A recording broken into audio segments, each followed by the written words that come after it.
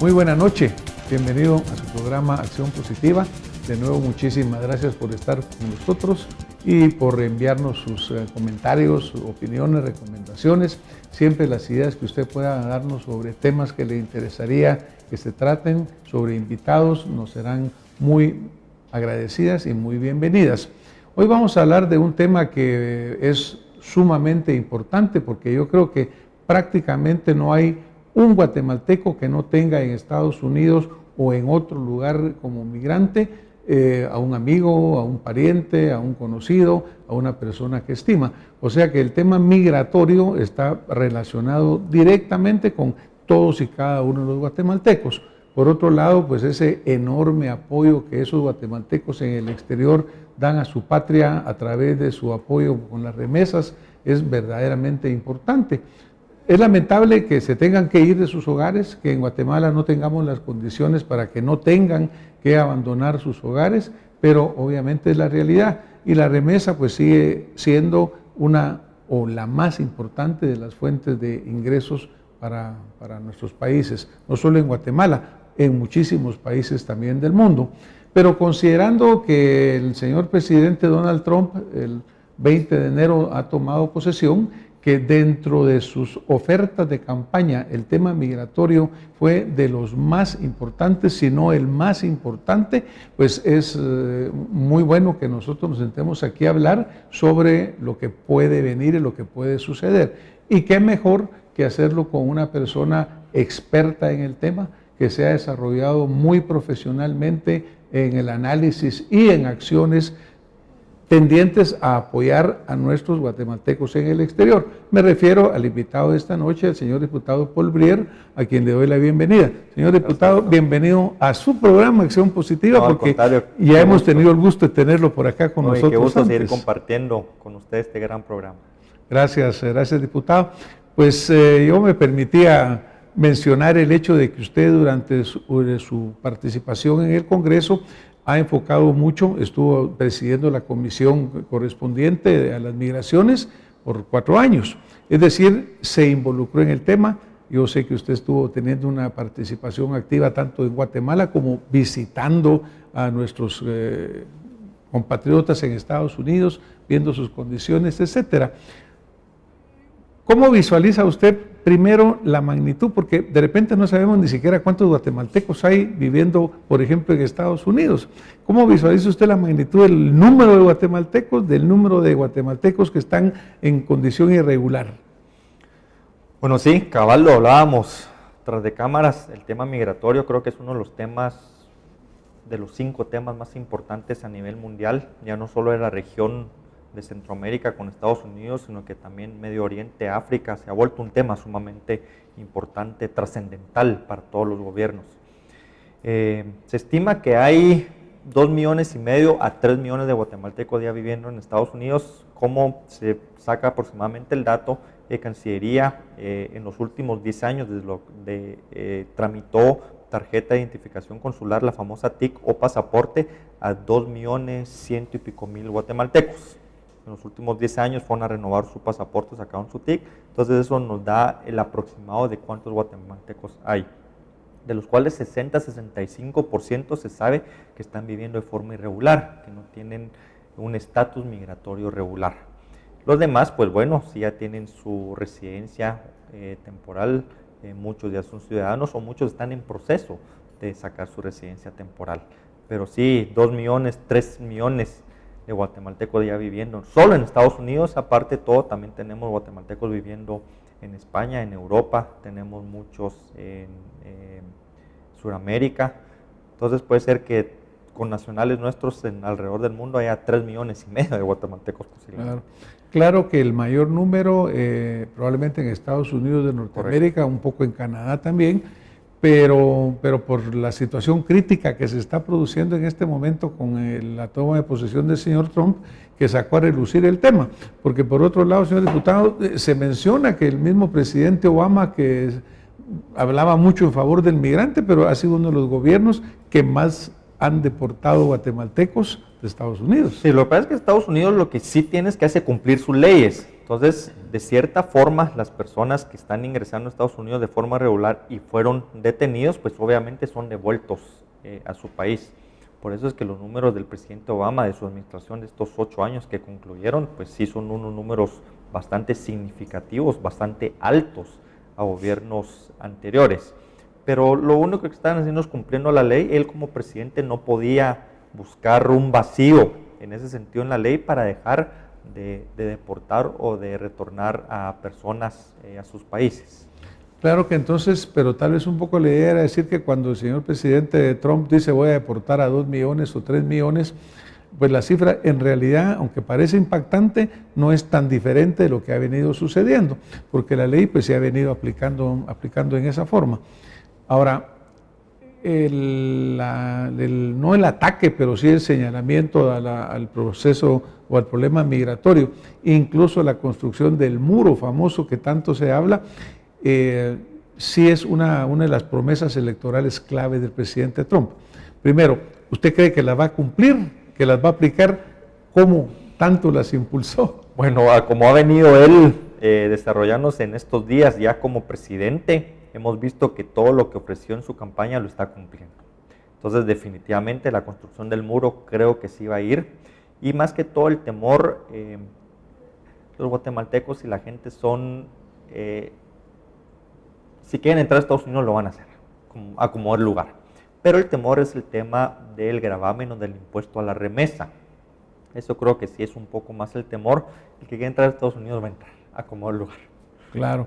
Bueno, yo creo que, por ejemplo, en estos días va a tener o tuvo el presidente Trump una reunión con Peña Nieto, presidente de México, que pues México ha aparecido también como la piñata principal de Trump, porque dentro del Tratado de Libre Comercio de Norteamérica, el NAFTA, ahí está Canadá, está Estados Unidos y México, pero el que ha sido señalado ha sido México. Y tienen un negocio increíble en la frontera. Se hablaba de que más de 1,000 millones diarios pasan en esas fronteras, ¿no? Si él verdaderamente llegara a cumplir esto, va a ser un daño muy grande a la economía mexicana y la cascada hacia nosotros. ¿Cómo le preocupa esa situación? Bueno, si Estados Unidos cierra el mercado de productos mexicanos, México va a tener que voltear a ver a su otro lado, en este caso hacia el sur. El sur obviamente es Guatemala, toda Centroamérica y Suramérica. Entonces esos productos van a tener que encontrar un mercado natural. Y ahí es cuando pueden venir empresas mexicanas que son sumamente grandes, con capitales bastante grandes, a invertir a Guatemala o ya solo pasando pues por los tratados que tenemos con México, pasando sus productos a Guatemala y puede venir a desplazar a productos guatemaltecos. Entonces sí es un gran temor en ese sentido. Claro que obviamente no es tan sencillo, porque el gran mercado norteamericano de 300 millones de consumidores con un gran poder económico no es lo que va a encontrar en Centroamérica, que somos 40 millones tal vez con limitado poder económico. O sea que eso obviamente nos va a tener que afectar. Pero regresando, por ejemplo, al muro, el presidente Trump dice México lo va a pagar. Peña Nieto dice no lo vamos a pagar. Una forma va a ser a través de ponerle una comisión a las remesas que se están enviando. ¿Cree que va a suceder? Creo que actualmente hay un estado en la Unión, es Arkansas, que ya está poniendo un 1% de impuesto a la remesa. Pero usted cree que verdaderamente lo va a poner Trump. Lo puede hacer, definitivamente lo puede hacer, y está hablando del 10 al 30% en el tema del impuesto a la remesa.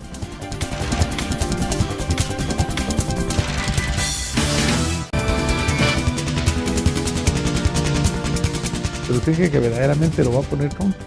Lo puede hacer, definitivamente lo puede hacer, y está hablando del 10 al 30% en el tema del impuesto a la remesa. De que lo puede hacer, lo puede hacer. No perdamos en cuenta que también tiene el Senado de su favor, que es mayormente republicano, y que tiene el Congreso a su favor, que es mayormente republicano también. O sea que sí es una espadita de Damocles muy real colgando Correcto. Sobre la cabeza de ellos.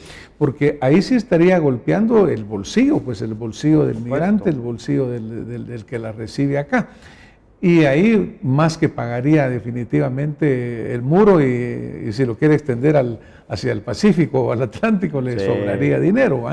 Y eso sí estaría causando un verdadero problema y sería real. Ese es un problema real. Ahora, usted pues durante todo su tiempo que estuvo en la comisión, viajó mucho a Estados Unidos y seguramente habló con mucho migrante. El momento ha cambiado porque en algún tiempo anterior no se pensaba que Trump iba a ganar, se pensaba que lo más seguro era que Hillary ganaba, entonces no había mucha intranquilidad. En aquel momento, ¿cuál era el sentir del migrante guatemalteco? ¿Cómo se sentía cuando no existía el peligro Trump, digamos? Bueno, sí, tuve oportunidad de hacer muchos viajes. Hay un tema que quiero recalcar. Nuestra migración, sea de 18 a 35 años, son los guatemaltecos más emprendedores y más trabajadores. Entonces, claro, tuve oportunidad de conocer a guatemaltecos y podría decir que de los que conocí, ninguno dejaba de hacer algo, más de alguien trabajaba en alguna situación, en algo, como sea. Posiblemente unos tenían 2 trabajos o hasta 3 trabajos, como platicábamos anteriormente, pero salen adelante. Estas personas, por supuesto que también hay algunos que no hacían absolutamente nada, pero ese es el tema, las oportunidades. Muchos están agradecidos con Estados Unidos porque les dieron esas oportunidades. Y en el momento de que el presidente Trump es electo, el 8 de noviembre, que tenemos ya resultados oficiales el 9 de noviembre, pues cambia un poquito la percepción. Cambia la percepción de la gente y se vuelve como un temor.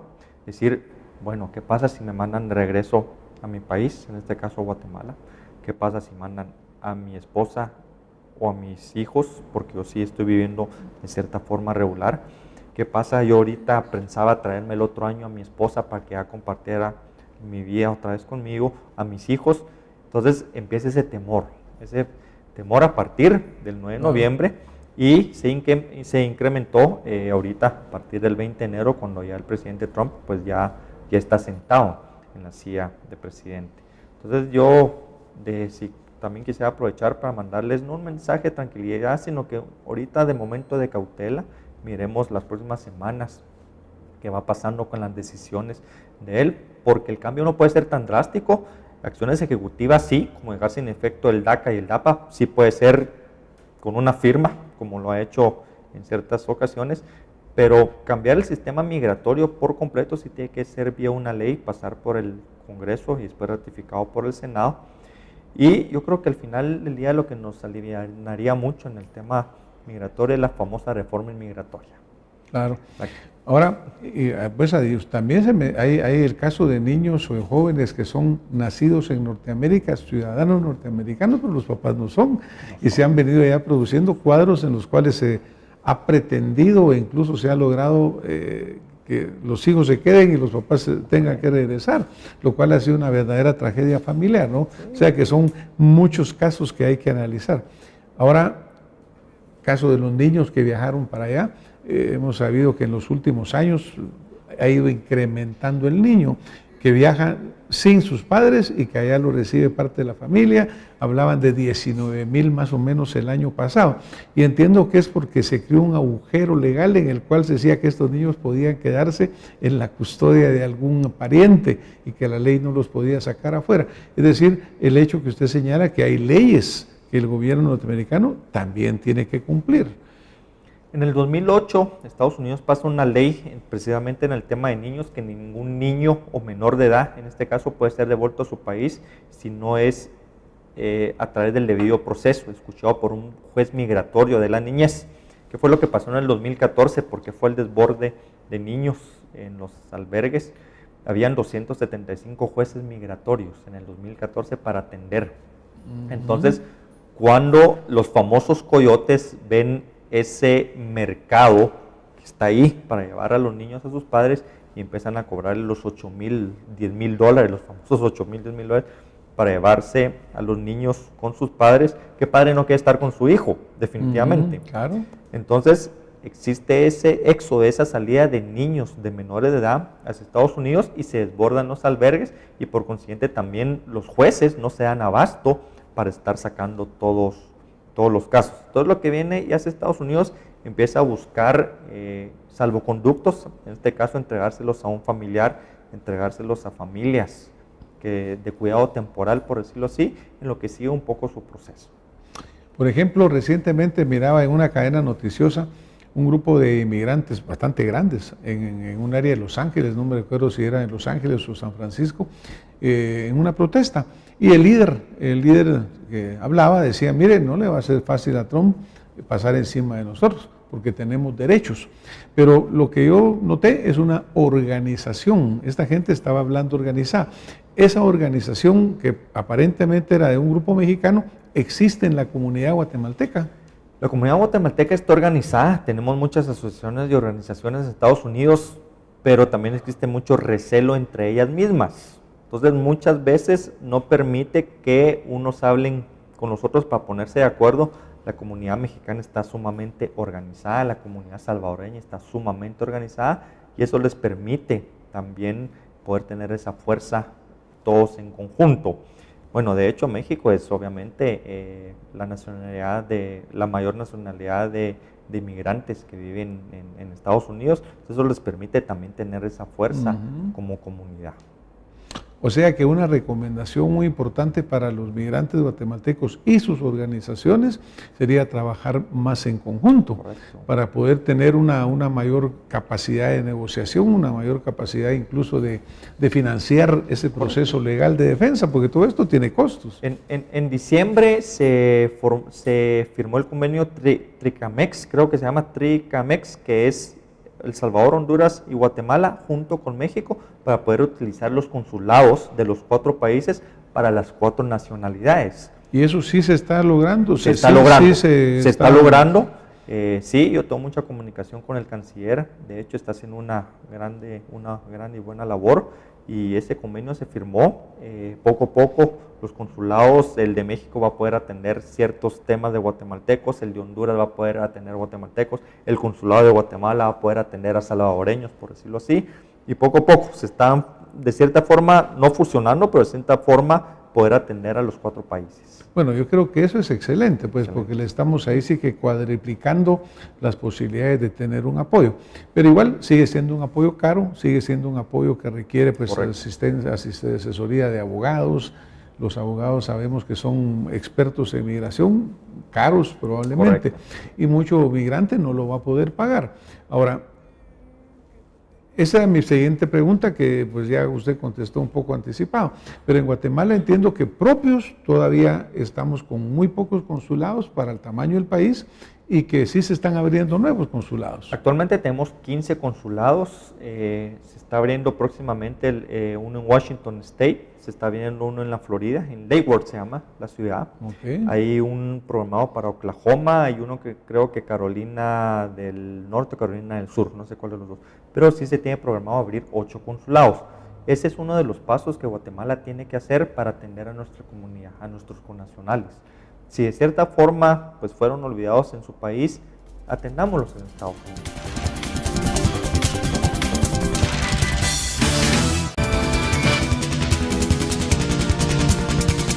Ese es uno de los pasos que Guatemala tiene que hacer para atender a nuestra comunidad, a nuestros connacionales.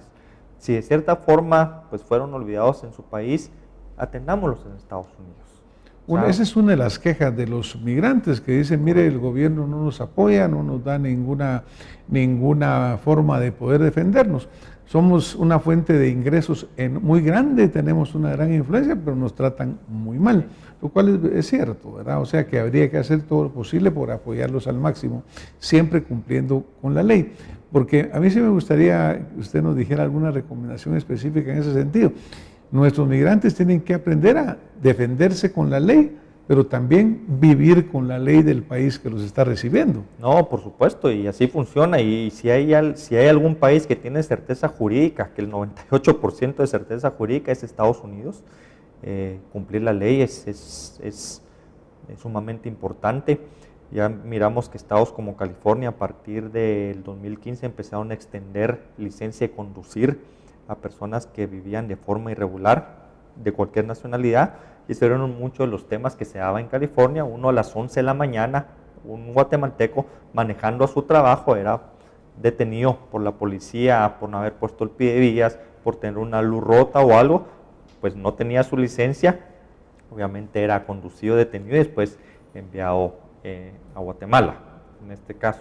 pues por lo menos ya estados como California y como Michigan ya extienden licencia a personas que viven de forma irregular. Eso va a ayudar un montón, de hecho ha ayudado un montón. Obviamente la violencia intrafamiliar se da mucho, de que llegan muy similar aquí en Guatemala. La trasladamos para allá. Haberse pasado de copas, llegan, arman relajo en el lugar donde viven, la esposa, un vecino llama a la policía se da cuenta que está viviendo de forma irregular en Estados Unidos, pues se lleva a un centro de detención y después regresa a Guatemala, o estar consumiendo alcohol en lugares públicos, también es una de las faltas que más cometen guatemaltecos. Entonces, y obviamente las leyes mayores, pues obviamente cumplirlas a cabalidad. Sí, yo creo que eso va a ser fundamental, incluso no sé si fue el señor canciller o el presidente que decía, mire, le recomiendo a los guatemaltecos cumplir con las leyes, lo cual hay que cumplirlas también en Guatemala, ¿verdad? Para por no supuesto, simplemente irlas a cumplir afuera, correcto. Y aquí no.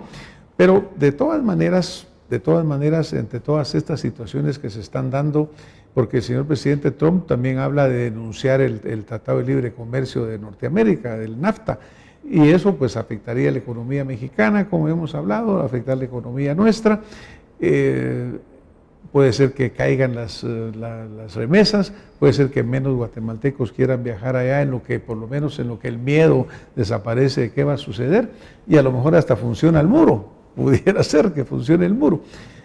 Pero el problema real está en que el migrante va para allá, o el problema real está en que aquí no hay fuentes de trabajo que impidan o no hagan tan deseable el migrar. Señor diputado. Bueno, la primera parte de la migración, obviamente la tenemos que resolver aquí en Guatemala. El tema migratorio sí se resuelve en casa. Suena fácil, no es fácil. Nos puede tomar años, pero de cierta forma hay que empezar. Entonces, y nosotros tenemos que lograr que menos y menos guatemaltecos se vean en la necesidad de tener que emigrar. Y ese es un compromiso de Estado, es un compromiso de país.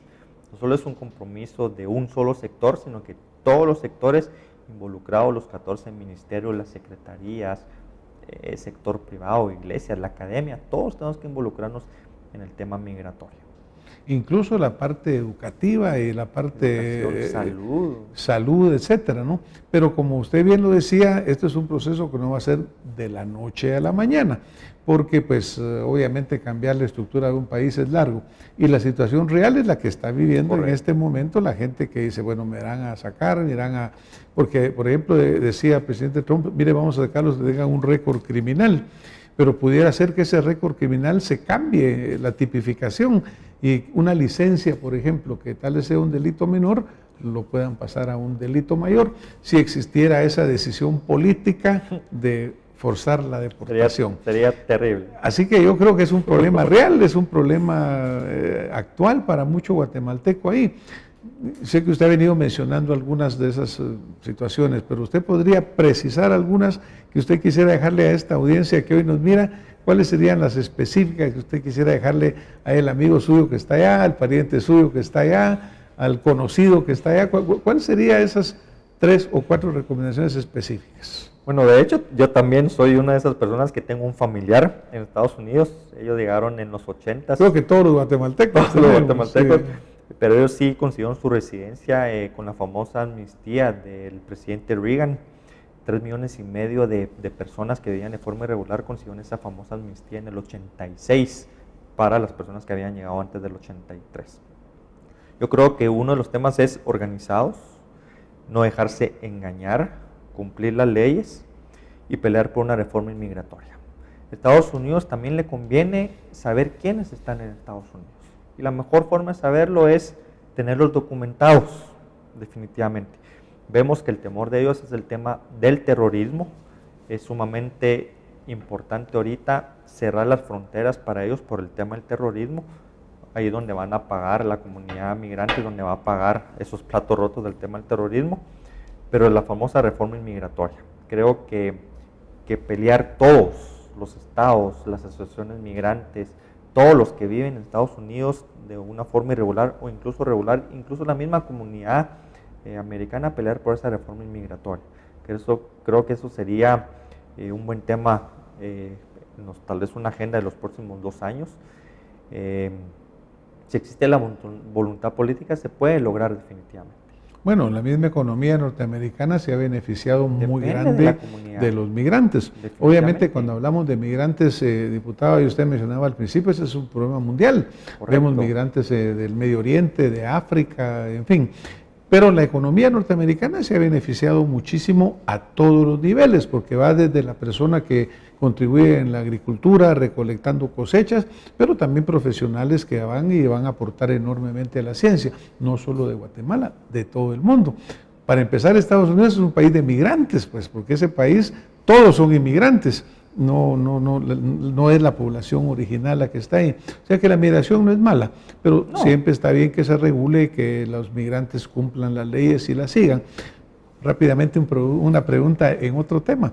Hemos hablado con la gente que ve este programa, pues hemos comentado que usted iba a venir y mucha gente nos ha señalado a usted como un diputado que tiene una buena carrera, que se ha visto que se ha comprometida con el tema de los migrantes, que se ha sentido que lo está haciendo bien. Entonces, nos vamos a permitir hacerle una pregunta que no tiene que ver con la migración, pero ¿cómo le preocupa a usted? ¿Y cómo resolvería ese asunto de que la población vemos tan mal al Congreso y que la imagen del Congreso cada día va para peor? Y cuando se sigue una escala dice, mire, la institución que los guatemaltecos menos quieren es al Congreso. Cuénteme, ¿cómo la mira usted? Compromiso. Yo creo que cabal usted lo dijo, yo creo que resumiría ese tema en compromiso. Nosotros, antes que nada, los 158 diputados, me incluyo, tenemos que entender que somos servidores públicos y que fuimos electos por un periodo para servirle a nuestra gente, a la población. Y eso nos conlleva compromiso. Y ese compromiso puede cambiar también la actitud de nosotros y de todo el Congreso. Porque en el programa anterior que tuvimos acá con el diputado, en su momento ya no diputado, Aníbal García, pues le preguntaba y le decía, mire, ¿será que el agua que toman los señores diputados o serán los ladrillos del Congreso? Pero ¿qué será que se caiga en estas medidas tan absurdas como de repente meter 16 comisiones extraordinarias, cuando lo que el guatemalteco quiere es que el Congreso ahorre, haga un mejor trabajo y no estos que son vistos como excesos? Si descartamos el ladrillo, el agua, las comidas, ¿a qué cree usted que se debe ese fenómeno? Que no el diputado individual, pero el total del Congreso al votar, vote a favor de medidas como estas. Bueno, no, sí, es sumamente difícil. Yo incluso hay cosas que tampoco comparto. He votado muchas cosas en contra.